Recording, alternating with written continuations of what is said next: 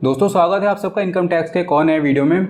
Income from salaries में अभी तक हम लोगों ने अलाउंसेस कवर कर लिए, साथ में लास्ट वीडियो में हम लोगों ने परक्यूजिट का पार्ट 2 डिस्कस किया था जिसमें मैंने आपको मेडिकल बेनिफिट्स के बारे में बताया था।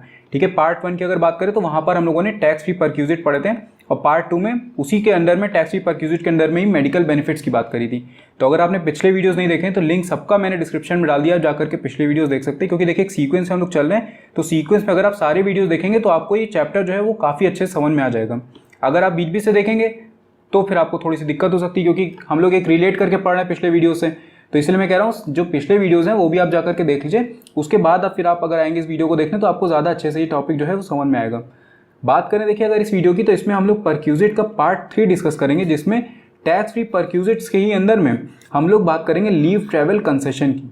ठीक है, अगर आपने परक्यूजिट का पार्ट 1 देखा होगा तो पार्ट 1 में हमने टैक्स फ्री परक्यूजिट डिस्कस किए थे, जिसमें एक लिस्ट पूरी दी हुई थी हमको। उसी लिस्ट में लास्ट में 2 ऐसे परक्यूजिट हमको दिए थे जिसमें मैंने आपको कहा था कि इसमें कुछ कंडीशन होती है टैक्सेबिलिटी की। तो एक था हमारा मेडिकल बेनिफिट जिसको मैंने लास्ट वाले वीडियो में कवर कर दिया, और एक था एलटीसी यानी कि लीव ट्रैवल कंसेशन। तो ये हम लोग इस वीडियो में बात करने वाले हैं। तो ये कवर करते ही जैसे इसको हम लोग पढ़ेंगे लीव ट्रैवल कंसेशन को, तो हमारे जितने भी टैक्स फ्री परक्यूजिट हैं ये कंप्लीट हो जाएंगे। ये वाला स्ट्रक्चर मैं आपसे पहले भी डिस्कस कर चुका हूँ। देखिए हम लोग बिफोर रिटायरमेंट पढ़ रहे हैं, तो बिफोर रिटायरमेंट में अभी जो ग्रीन वाला पार्ट आपको दिख रहा है ये हम लोग ऑलरेडी कवर कर चुके हैं। मतलब अलाउंसेस जो है वो पूरा हम लोग कवर कर चुके हैं, जिसमें fully taxable, fully exempted, partially exempted, HRA, others, ये सब हम लोगों ने ऑलरेडी कवर कर लिया है। हम लोग अभी पढ़ रहे हैं परक्यूजिट, जिसमें हम लोग बात करें टैक्स फ्री परक्यूजिट की, और ये टैक्स फ्री परक्यूजिट की लास्ट वीडियो है। इसके बाद फिर हम लोग टैक्सेबल परक्यूजिट की तरफ चले जाएंगे, जिसमें हम लोग वैल्यूएशन सीखेंगे इन टैक्सेबल परक्यूजिट्स का। अब देखिए सबसे पहले यहाँ पर हम लोग लीव ट्रैवल कंसेशन की मीनिंग को समझ लेते हैं। लीव ट्रैवल कंसेशन का मतलब क्या होता है? जब एक एम्प्लॉय लीव पर होता है और उस लीव में अगर वो कहीं पे घूमने जाता है, ट्रैवल करता है अपना और अपनी फैमिली के साथ में लेकर के, तो उसमें या तो देखिए वो जो खर्चा हो रहा है उसका, ट्रैवल करेगा तो वो खर्चा होगा, तो ट्रैवल का जो भी खर्चा हो रहा है या तो वो अपने एम्प्लॉयर से पे करवा दे, या फिर अगर वो खुद से पे कर रहा है तो उसको वो कुछ अमाउंट जो है वो रिम्बर्स करवा सकता है। तो इसको सिंपल लैंग्वेज में बोला जाता है लीव ट्रैवल कंसेशन, या फिर कई बार इसको आप सुनेंगे अलाउंस के नाम से भी बोला जाता है। तो लीव ट्रैवल अलाउंस भी इसको लोग बोल देते हैं, लेकिन जो एग्जेम्पशन लिमिट होती है वो सिमिलर होती है, तो इसलिए आपको इसके लिए परेशान होने की जरूरत नहीं है। तो यहाँ पर देखिए क्या लिखिए, एग्जेम्पशन फॉर अलाउंस या assistance received by the employee from his employer for travelling on leave. This exemption is available to Indians as well as foreigners. तो क्या है ये? इंडियंस मतलब जो इंडियन सिटीजन उनके लिए, या फिर जो फॉरेनर है, ठीक है, जो फॉरेनर कंपनी में काम कर रहे हैं इंडियन कंपनीज में, उनके लिए भी ये चीज़ लीव ट्रैवल कंसेशन की एप्लीकेबल होती है, मतलब उनको भी एग्जेम्पशन मिलती है। तो ये हम लोगों ने देखा है कि लीव ट्रैवल कंसेशन होता क्या है।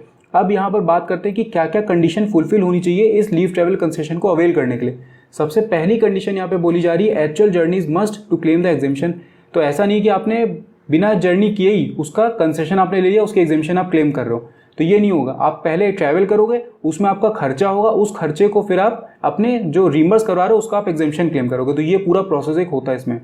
सेकेंड पॉइंट में, only domestic travel is considered for exemption, that is travel within India. No international travel is covered under LTA यानी कि लीव ट्रैवल अलाउंस या फिर लीव ट्रैवल कंसेशन। तो ऐसा नहीं कि आप चले गए स्विट्जरलैंड और लंदन, आप घूम रहे हैं अपनी फैमिली को लेकर के मजे से और उसका आप एग्जेम्पशन क्लेम करो। इंडिया के अंदर जितना भी घूमना है वो घूमिए और लीव ट्रैवल कंसेशन का फायदा आप उठाइए।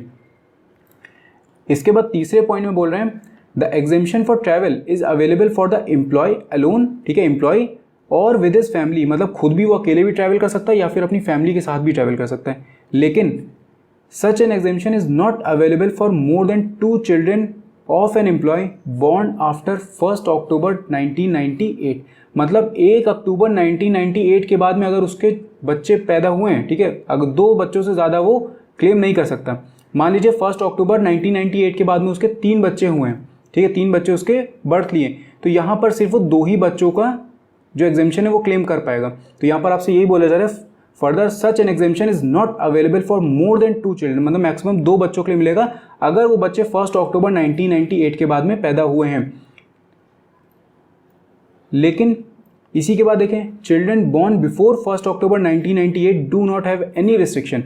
मतलब अगर वो बच्चे जो हैं वो 1 अक्टूबर 1998 के पहले अगर पैदा हुए हैं तो उसमें फिर कोई भी रेस्ट्रिक्शन ऐसी नहीं लगती है।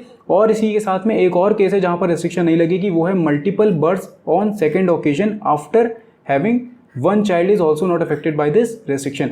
मतलब एक बच्चा तो हो गया, उसके बाद में जब सेकेंड बर्थ हो रही है तो सेकेंड बर्थ में हो सकता है ट्विंस पैदा हो जाए, ठीक है, तो वहां पर एक तो ये हो गया, साथ में 2 इधर हो गए, तो ये 3 बच्चे हो गए। तो ये 3 बच्चों की भी जो कंडीशन है वो भी वहाँ पर एप्लीकेबल होगी। मतलब देखिए क्या यहाँ पे बोले, अगर बिफोर 1 अक्टूबर 1998 के पहले, ठीक है, बर्थ अगर 1 अक्टूबर 1998 के पहले तो कोई रेस्ट्रिक्शन यहाँ पर नहीं लग रही है। इसके बाद अगर मान लीजिए आफ्टर में होता है, ठीक है, आफ्टर 1 अक्टूबर 1998, तो यहाँ पर कितने बच्चों की कंडीशन थी? 2 बच्चों की कंडीशन थी। तो 2 बच्चों की कंडीशन कब एप्लीकेबल नहीं होगी? 2 बच्चों की कंडीशन यहाँ पर अगर आफ्टर 1 अक्टूबर 1998 है तो उस केस में कब एप्लीकेबल नहीं होगी? जब मल्टीपल बर्थ हो, ठीक है, मल्टीपल बर्थ हो तो उस केस में ये एप्लीकेबल नहीं होगी। मल्टीपल बर्थ का मतलब है कि एक बच्चा हो गया 1 अक्टूबर 1998 के बाद में, एक बच्चा हो गया, उसके बाद में दूसरा जब होने वाला था तो दूसरे के केस में क्या हुआ, यहाँ पे मान लीजिए ट्विन हो गए, 2 बच्चे हो गए, या फिर कई बार होता है ना 3 बच्चे हो जाते हैं, एक एक्स्ट्रा ऑर्डिनरी केस हो जाता है। तो यहाँ पर 3 अगर हो गए मान लीजिए, तो ये 1 और प्लस ये 3, तो यहाँ पर कितने हो गए? 4 बच्चे हो गए। तो ये 4 बच्चे भी आराम से मान लीजिए घूम सकते हैं, क्योंकि ये जो है इसको हम लोग 1 कंसीडर करते हैं। तो 1 और प्लस 1 ये 2 हो जाती है। तो मल्टीपल बर्थ अगर हो रही है तो उस मल्टीपल बर्थ में एक ही काउंट किया जाता है उसको। तो ये जो टोटल बच्चे हैं यही जाएंगे। तो ये 4 बच्चे जो हैं ये आराम से घूम सकते हैं 1 अक्टूबर 1998 के बाद भी अगर ये पैदा हुए हैं तो ये हो जाती है हमारी एग्जेम्पशन लिमिट। इसके बाद 4th पॉइंट में बोल रहे हैं exemption is available to an employee in respect of 2 journeys performed in a block of 4 calendar years commencing from 1986। तो 1986 से ये स्टार्ट हुआ एलटीसी का। तो 1986 से 4 साल का एक ब्लॉक चलता है, ठीक है, 4 साल का ब्लॉक चलता है। मतलब 1986 से मान लीजिए 1990 तक चला, फिर 1994 तक चला, उसके बाद 1998 तक चला, इसी तरीके से आगे कंटिन्यू रहता है। तो मतलब हर एक उसमें 4 साल का ब्लॉक ईयर होता है, 4 ईयर्स का होता है, इसी में लिमिट आपको मिलती है।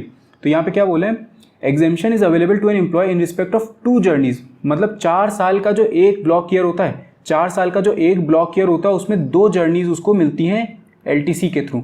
तो जो 2 जर्नी जो होंगी उसमें वो क्लेम कर सकता है लीव ट्रैवल कंसेशन। तो 2 जर्नी यहाँ पर हो गई। लेकिन एक चीज़ का ध्यान रखिएगा, मान लीजिए एक ब्लॉक ईयर था, ठीक है, 4 साल का एक ब्लॉक ईयर था, उसमें उसने 2 जर्नी उसको मिल रही है, उसने एक ही जर्नी यहाँ पर अवेल करी, ठीक है। एक मिनट के लिए मान लेते हैं हम लोग कि मान लीजिए 2016 से लेकर के, ठीक है, 2016 से लेकर के 2020 के बीच में एक ब्लॉक ईयर था यहाँ पर, यानी कि 4 साल का एक ब्लॉक ईयर था। इसमें इसने एक ही जर्नी परफॉर्म करी है, मतलब इसको 2 जर्नी यहाँ पर मिली थी, इसने एक ही जर्नी यहाँ पर ली और 2020 आते ही ये जो ब्लॉक ईयर था ये खत्म हो गया। तो इसके बाद ये जो एक जर्नी इसकी बच गई है, इस एक जर्नी का क्या होगा? अब देखिए जैसे ही नेक्स्ट ब्लॉक ईयर जो स्टार्ट होगा, यानी कि 2021 से नेक्स्ट ब्लॉक ईयर हमारा स्टार्ट होगा 2021 से, तो जैसे ही नेक्स्ट ब्लॉक ईयर स्टार्ट होगा तो ये होगा 2021, उसके बाद 2022, फिर 23 और 24, ये 4 साल का ब्लॉक ईयर होगा। तो जैसे ही एक ब्लॉक ईयर का अगर वो कोई जर्नी अवेल नहीं करता है तो उस ब्लॉक ईयर की जो बची हुई बैलेंस जर्नी होती है वो नेक्स्ट ब्लॉक ईयर के पहले साल में उसको अवेल कर सकता है, और यहाँ पर ये काउंट नहीं होगा। मतलब एक तो देखिए यहाँ का +1 जो बचा हुआ था वो यहाँ पर क्लेम करेगा, और साथ में इस पूरे ब्लॉक ईयर की जो 2 जर्नी थी उसको वो मिलेंगी, यानी कि टोटल उसको कितनी जर्नी मिल जाएंगी? यहाँ पर 3 जर्नीज मिल जाएंगी।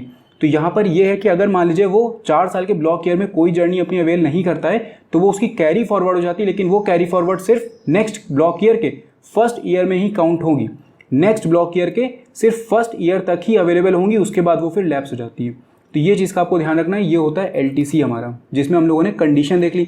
अब इसके बाद बात कर लेते हैं एग्जेम्पशन लिमिट्स की, ठीक है। तो एग्जेम्पशन लिमिट में देखिए सबसे पहली कंडीशन क्या है, अगर जर्नी एयर से हो रही है, मतलब वो प्लेन से अगर ट्रैवल कर रहा है तो वहाँ पर कितना अमाउंट उसका एग्जेम्प्ट होगा?